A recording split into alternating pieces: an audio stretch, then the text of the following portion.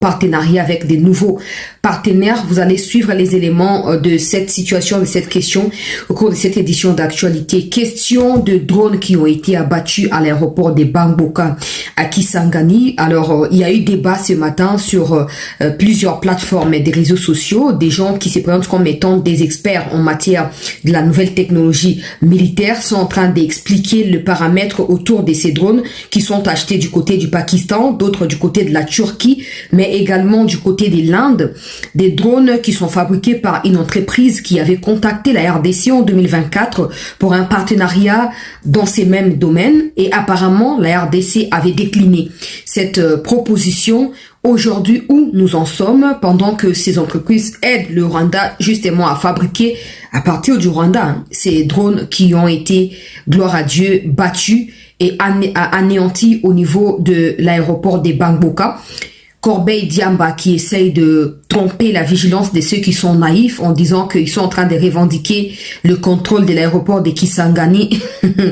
On sait très bien que vous cherchez par tous les moyens à dérouter les autorités congolaises, à les dévier de l'essentiel, notamment Minembwe, pour les empêcher de mettre tout le paquet pour contrôler à 100% et ratisser Minembwe en essayant d'ouvrir des fronts des parts et d'autres pour empêcher à ce que la concentration soit faite sur Minembwe. On en parle dans cette édition d'actualité, et en ce qui concerne l'actualité au niveau international, ça chauffe au niveau de l'Ouganda où les fils à Museveni s'est auto-permis de pouvoir sanctionner des ministres du gouvernement de son père.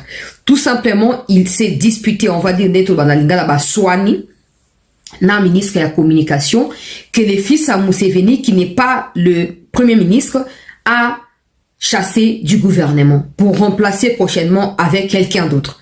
Donc, le ministre de communication n'a pas mâché ses mots pour dire au fils à Museveni qu'il n'a pas pour objectif d'être que ministre.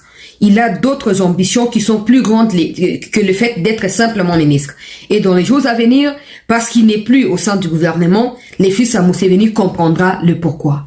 Les fils à Museveni lui promet la mort publiquement, comme dans ses habitudes ces derniers temps.